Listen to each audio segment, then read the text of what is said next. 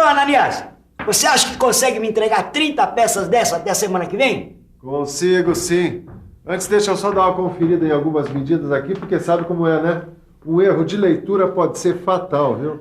O que mais tem é erro de leitura, não é? Oh, como tem. E olha que o paquímetro é um instrumento preciso. Agora, se o sujeito não souber usar o paquímetro, é a mesma coisa que largar um carro de Fórmula 1 na mão do motorista amador.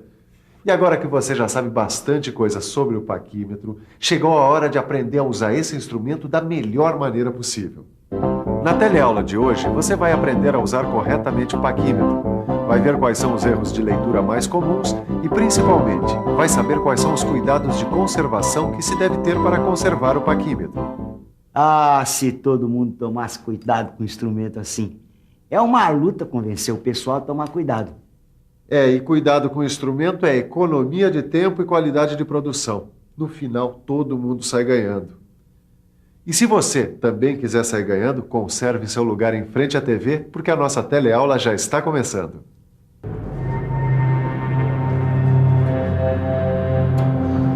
Ô Sofia, eu já estou preparando todo o material, porque depois de tudo que eu aprendi, só falta ver como é que usa corretamente o paquímetro. Isso mesmo, hoje a gente vai aprender a usar o paquímetro. Vamos lá. E a gente vai começar com colocação de medidas no paquímetro. Tá, e como é que faz isso? Quer ver um exemplo? No sistema inglês, se a gente for abrir o paquímetro numa medida dada em polegada fracionária, a gente tem que ver se a fração tem como denominador 128. Legal, mas e se não tiver? Se não tiver, a gente tem que substituir pelo equivalente com o denominador 128. Olha aqui. 9. 64 avos de polegada, por exemplo, não tem denominador 128. Então, a gente pega 18, 128 avos de polegada, que é uma fração equivalente a 9, 64 avos de polegada, e tem denominador 128. Aí, a gente divide o numerador, que é 18, por 8. E por que por 8? Porque 8 é o número de divisões do nônio. Depois de fazer a conta de dividir, a gente vai ver que o quociente indica a medida da escala fixa, e o resto mostra o número do traço do nônio que coincide com o número da escala fixa.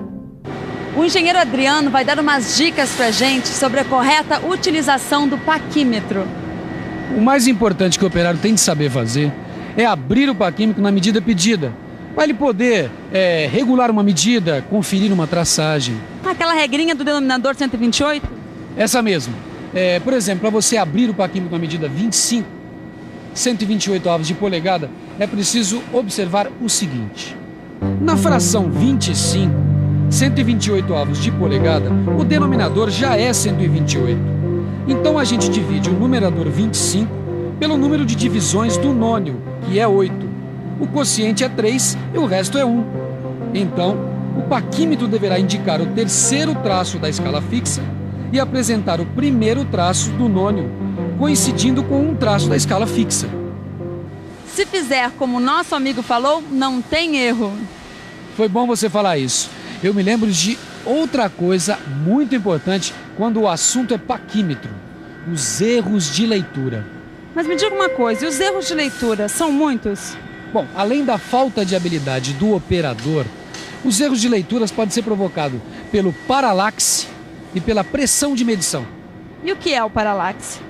O erro de paralaxe acontece porque a coincidência entre o traço de escala fixa e o traço de escala móvel depende do ângulo de visão do operador.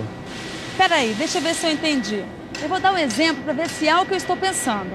Quando eu estava vindo para cá gravar esta reportagem, eu falei para o motorista do carro de reportagem que a gasolina ia acabar. Aí ele falou que tinha bastante e que dava para andar muito ainda. Mas de onde eu estava, eu jurava que a gasolina estava no fim. E não estava. Esse é um erro de leitura muito comum. E não tem jeito de corrigir isto? Não, e eu vou te explicar por quê. Olha aqui.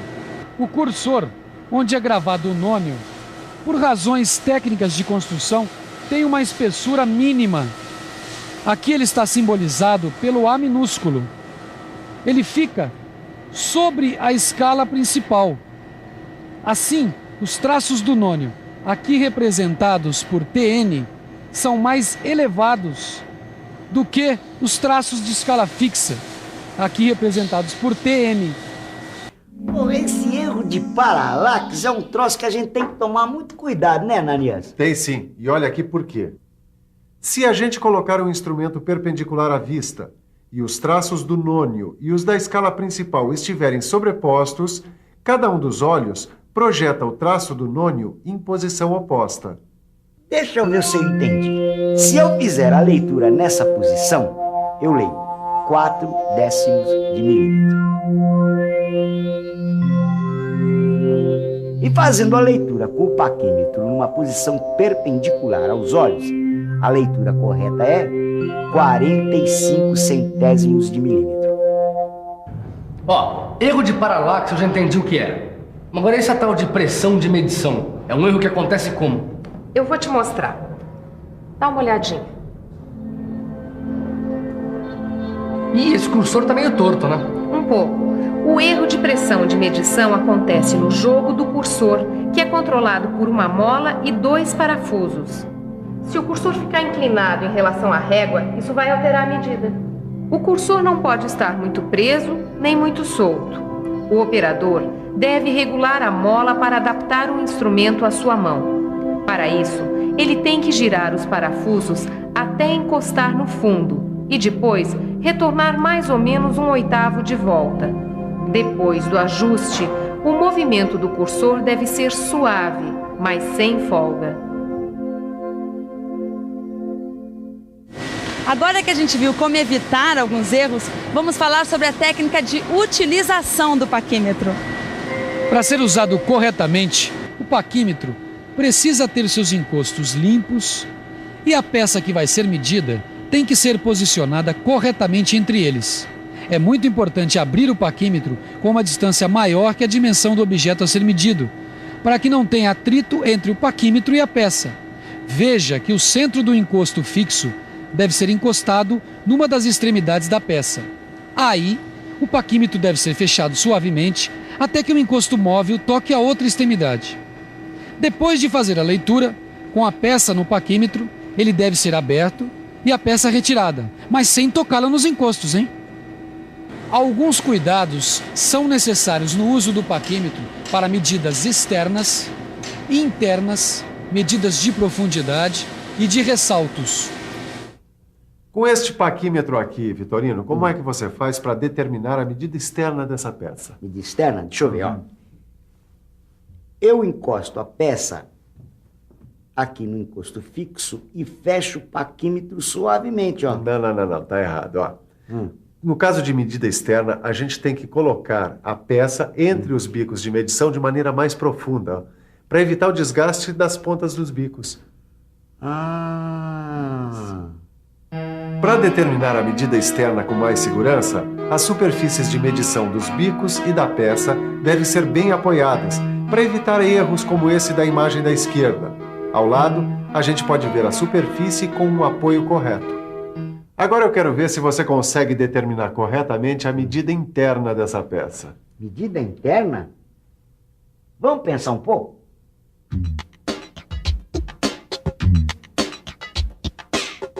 Deixa eu ver.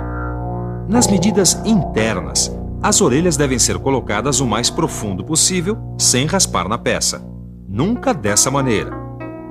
E acho que o paquímetro tem que estar paralelo à peça. Senão, olha aí o que acontece. Daqui dá para ver melhor qual a posição errada e qual a posição certa do paquímetro. Ainda falando em medidas internas, acho que para medir o diâmetro interno com mais segurança, as superfícies de medição das orelhas têm que coincidir com a linha de centro do furo. Nas medidas internas, o operador tem que tomar a máxima leitura para diâmetros internos e a mínima leitura para faces planas internas. Tudo pronto para começar, Caio? Pronto, claro. Eu tô louco para saber quais os cuidados que a gente tem que tomar com a medida de profundidade. Então presta atenção aqui. Na medida de profundidade, a gente tem que apoiar o paquímetro corretamente sobre a peça. Se ele ficar inclinado assim, a leitura vai ser incorreta. E essa haste aí também é usada para medidas de ressaltos? De jeito nenhum. Olha aqui. Nas medidas de ressaltos, a gente tem que colocar a parte apropriada do paquímetro para ressaltos perpendicular à superfície de referência da peça. A vareta de profundidade não deve ser usada nesse tipo de medição porque não permite um apoio firme, tá vendo? Então, faltou a gente aprender alguma coisa sobre o uso correto do paquímetro? Faltou o principal, a conservação do paquímetro. Como todo instrumento de medição, o paquímetro precisa de muito, mas muito cuidado com o manuseio. Por isso, para você ficar por dentro, eu vou falar agora os 5 mandamentos da boa conservação do paquímetro.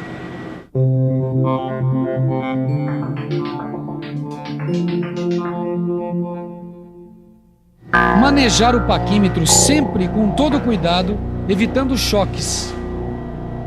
Não deixar o paquímetro em contato com ferramentas para não lhe causar danos. Evitar arranhaduras ou entalhes, pois isso prejudica a graduação. Não pressionar o cursor além do necessário. Limpar e guardar o paquímetro em local apropriado. Bom, em matéria de paquímetro a gente aprendeu bastante hoje, mas não custa ficar de olho na revisão para ver se não escapou nada. E atenção, se liga aí que é hora da revisão. Na teleaula de hoje, você aprendeu a fazer a colocação de medida no paquímetro. Viu que os erros de leitura mais comuns são a paralaxe e a pressão de medição. Aprendeu algumas técnicas de utilização do paquímetro. E finalmente viu que a conservação do material é um fator muito importante quando o assunto é medição. Bom, com esta teleaula a gente encerra o nosso estudo sobre paquímetro. Mas é bom praticar sempre. Por isso, sempre que for possível, é bom você ler algumas medidas. Comece dando uma boa revisada no seu livro e resolvendo os exercícios. Falando nisso, você está conservando seu livro em bom estado? Olha lá, hein? Ele também é um instrumento útil, pois mede o nosso conhecimento. Até a próxima aula.